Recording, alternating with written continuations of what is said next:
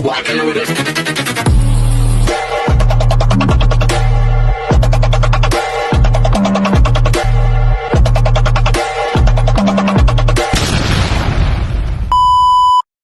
Hi everyone! Good evening! I'm back! It's your Mama Sam dito sa Sam TV. Kamusta naman kayo mga amigo, amiga, kumare at kumpare? Sana lahat kayo ay okay na okay ngayong araw ng Saturday. So hello sa inyong lahat, lalo na yung mga kaibigan natin na nasa parting Amerika.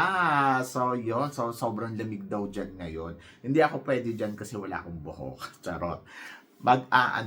Kumbaga, manginginig ako sa lamig kapag nandyan ako, ganon. Dito nga lang, Diyos ko, aircon nga lang, sumasakit na yung katawan ko, yung lamig pa kaya ng snow, di ba? And then, ayun, so syempre yung mga nasa Canada din, hello sa inyong lahat. At saka syempre, yung mga nasa Japan, Europe, at kung saan-saan pa mang parte ng mundo, di ba? Yung mga taga Middle East, maraming nanonood dito sa Samsam TV na taga Middle East. At saka syempre, sa inyong lahat na rin, di ba? Lalo-lalo na yung mga nasa bansang Pilipinas, ang bayan kong sinilangan, di ba? Ganon, bongga. Anyway, so, ang pag-uusapan natin ngayon, syempre, it's about Miss Grand International All-Stars. Ayan. So, maraming nag-aabang dyan na parang sino ba mga sasali. Pero ang mga nire-release pa lang nila ay puro sa Asia, kung mapapansin ninyo. Ang tanong, dahil nga postpone nga ang MGI All-Star, so meron ba talagang sasali? Oo. Meron ba talagang nasa sinasabi nila 80 candidates, meron ba talaga o hindi nila na-hit yun kaya parang postpone, minug nila? Oo, so parang nag-aabang sila sa mga Latin Americas, Europe, or siguro yung mga nasa bansang Africa, yung mga ganon.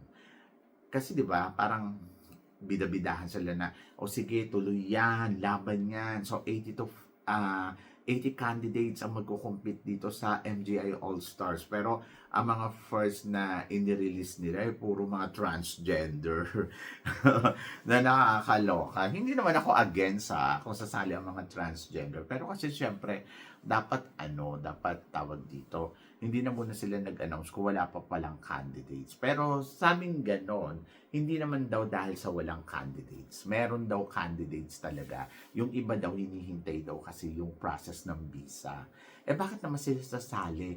Di ba all-stars nga sila. So ibig sabihin, meron na talaga silang visa. Kumbaga parang dati na sila nag-compete sa mga iba't ibang klase na international pageant. And ba't parang ngayon, Thailand lang naman yung pupuntahan nila. Parang hirap, gano'n.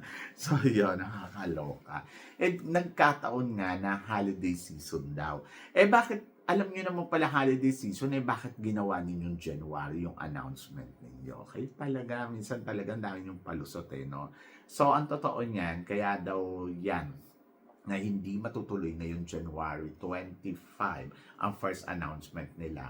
Ang mga dahilan nga nila ay una, dahil nga daw sa holiday season, long holiday season, kaya daw na-move dahil nga yung iba daw mga candidates ay hindi pa daw nakaka-process ng visa. So, bakit kasi January ang pinili ninyong date, di ba? Nung una, announce kayo na go, tapos ngayon, ganyan yung mga rason. So, pangalawa, ang tingin ko dyan, may hinihintay. May hinihintay silang candidates na sasali. Kasi nausap-usapan nga ito sa social media na merong kandidata from the Philippines na isa sa mga pinakamalaking pangalan na magjo-join daw dito sa MGI All-Star. And then dahil nga daw ang schedule ni Ate Girl ay hindi fix. So parang dahil na syempre popular na to, hindi daw fix, i-move. So yun, gano'n. In-move para daw sa kanya. Hindi ko alam kung totoo talaga yung chika na to, Pero yan yung mga nasasagap natin. Ako naman, kung totoo man 'to, eh, di bongga mukhang eto na talaga ang mananalo. Kasi kung hindi 'to uurong, parang tingin ko, yes, siya ang magiging kauna-unahang MGI All-Stars, gano'n. Kasi wala na talagang titibag sa kanya. At promise, hinihintay talaga siya ng organization na 'to kahit naman noon-noon pa, oh, di ba? And then, ayun, abangan ninyo kung sino yon. Pero yun yung feeling ko, ha. Kaya parang naurong 'to, hindi dahil sa konti lang yung candidates, eh, feeling ko napakalaking candidates niya na magjo-join. At hindi lang isang tao ang nag-confirm sa akin, isa, dalawa, tatlo, nasasali daw talaga 'to sa MGI All-Star, push daw talaga. Kaya sabi ko, talaga ba? Totoo ba 'to? Oo. Ako naman, kung sakali man, agree ako at gusto ko kasi siyempre, bakit hindi? O, di ba? Parang deserve niyang maging reyna. O, di ba? Deserve niyang tawaging reyna. O, di ba? Kasi nga, tunay siyang reyna. O, ganon. Anyway, so, kaabang-abang talaga yung excitement dito sa MGI All-Stars. Kaya nga yung mga intriga, yung mga chismis na kaya daw hindi na matutuloy ay dahil daw konti lang daw yung nagpa-participan. Parang feeling ko hindi totoo yun. Hindi yun yung dahilan. Ang mga dahilan, tulad nga na sinabi ko, parang feeling ko lang, meron silang hinihintay na candidates talaga, na isang malaking kandidata na gusto talaga nilang mag-join dito sa kanilang MGI All-Stars. Eh bakit naman? Eh kasi nga, kapag sumali to, eh talagang pag-uusapan ang MGI All-Stars. At isa siyang napakalaking star. O, di ba? So, kaya go, oo. And then, ayun nga. So, sana hindi umurong si Ate Girl. So, para hindi na umurong si Ate Girl, ang MGI All-Stars na nga lang daw ang nag-adjust para sa kanya. Ganon siya ka-importante. Pero hindi ko alam kung totoo to o hindi. Pero kung totoo man to, bongga. Kung hindi, eh, malulungkot ako. Kasi parang feeling ko, hindi lang naman to isang beses. Parang, ayun, gano'n. So, basta abangan na lang natin kung sino siya. Hindi ko kasi pa pwedeng sabihin sa inyo kung sino siya kasi alam naman ninyo na syempre, private, oo, gano'n. Pero talagang napapabalita ay matunog yung usap-usapan sa mundo ng pageantry na ang laki daw talaga ng possibility na sumali to si Ate Girl.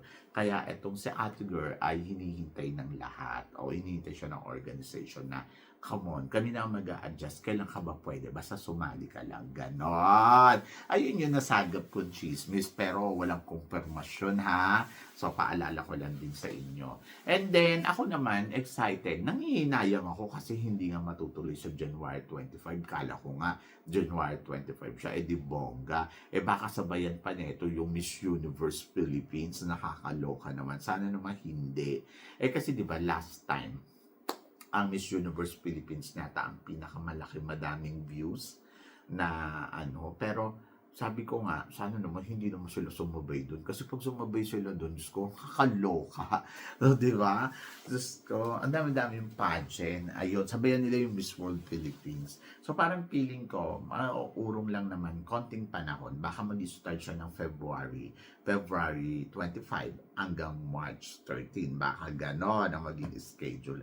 Basta siguro isang buwan ang magiging adjustment ng MGI All-Stars mula doon sa sa araw nila na ibinigay sa atin. So, konting hintay lang. And then, ayun nga, nakaka-excite. So, ano naman daw masasabi ko? Ang daming transgender na nagsisalihan.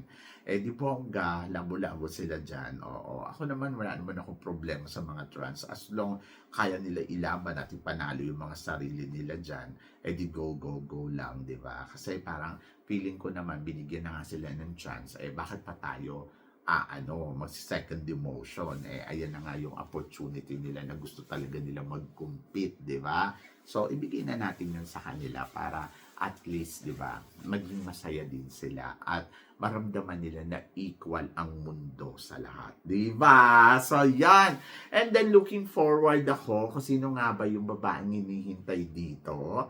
So, syempre, kaabang-abang. And then, of course, kung sino pa yung mga makakalaban niya from another country. O, di ba? For sure, meron yan. Meron mga matitindi from another country at meron din syempre sa mga Africa, Europe, mga ganon. So, abangan natin kung sino-sino sila. Pero ikaw ang tatanungin ko, sino-sino nga ba ang gusto mo magsisalihan pa mula sa ating bansa para dito sa MGI All-Stars? So, i-comment below mo yan. Baka sakali isa dyan sa mga gusto mo ang maaaring mag-join ngayon dito sa MGI All-Stars. So, yan ang abangan mo. So, yan! So, kayo guys, ano guys ang masasabi ninyo dito sa mga pinag-uusapan natin ngayon? I-comment below mo yan para at least malaman ko naman kung ano naman ang chika mo. Syempre, maraming salamat sa inyong lahat sa support at pagmamahal na binibigay ninyo syempre dito sa channel ko. At sa mga hindi pa nakaka-subscribe, please don't forget to click like and subscribe my channel at i-click nyo na rin po ang notification bell to more update syempre sa aking mga chika. Sabi nga ganon, always keep smiling and laban lang. So guys, hanggang dito na lang. Hanggang sa muli nating chikahan. See you tomorrow. Thank you guys.